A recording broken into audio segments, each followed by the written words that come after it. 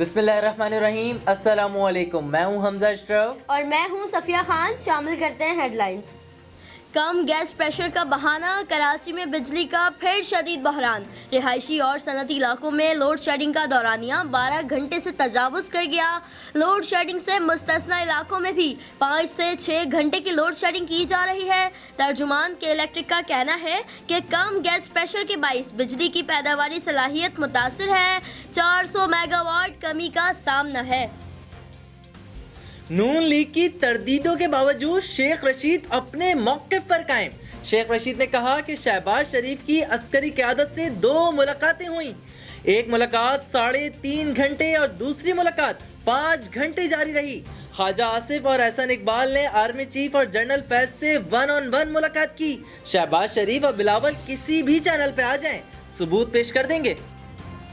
ترک صدر ایک بار پھر مسئلہ کشمیر اقوام متحدہ میں لے آئے، تنازع عالمی قراردادوں کے تحت حل کرنے کا مطالبہ۔ کہا مسئلہ کشمیر اقوام متحدہ کی قراردادوں اور کشمیریوں کی خواہشات کے مطابق حل ہونا چاہیے۔ مسئلہ فلسطین پر بولے، فلسطین کا دارالحکومت بیت المقدس کو قرار دینا ہی مسئلہ فلسطین کا واحد حل ہے۔ وزیر اعظم عمران خان کا کشمیریوں کے لیے آواز اٹھانے پر ترک صدر کو خراج تحسین۔ کہا ترک صدر کی حمایت کشمیریوں کے لیے طاقت کا ذریعہ ہے۔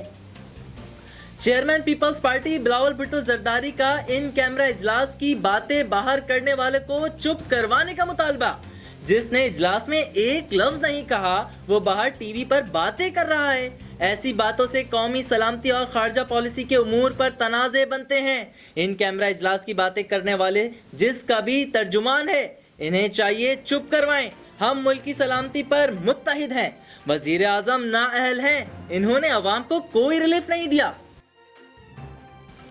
سندھ کا بلدیاتی نظام کراچی کو فائدہ نہیں دے رہا۔ کے ایم سی ملازمین کو 5 ارب روپے تنخواہ دی جاتی ہے، مگر وہ 5 ارب روپے لینے والے کام کرتے نظر نہیں آتے۔ سپریم کورٹ پہ بلدیاتی اختیار سے متعلق کیس کی سماعت کے دوران چیف جسٹس کے ریمارکس۔ جسٹس گلزار نے کہا کہ سارا عملہ کاغذوں میں ہے، تنخواہیں کوئی اور کھا رہا ہے۔ ایم کیو ایم کے میئر کراچی نے تو سارے شہر کا حلیہ ہی بگاڑ کر رکھ دیا۔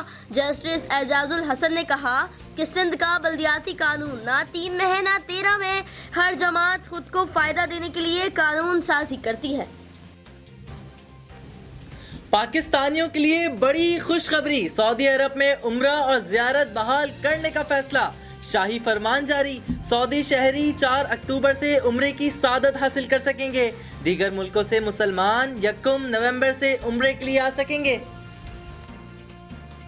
فی الوقت اتنا ہی۔ مزید خبروں اور اپڈیٹس کے لیے وزٹ کریں ہماری ویب سائٹ csnlive.tv۔ اس کے علاوہ آپ ہمیں فیس بک اور ٹویٹر پر بھی جوائن کر سکتے ہیں۔ دیکھتے رہیے CSN۔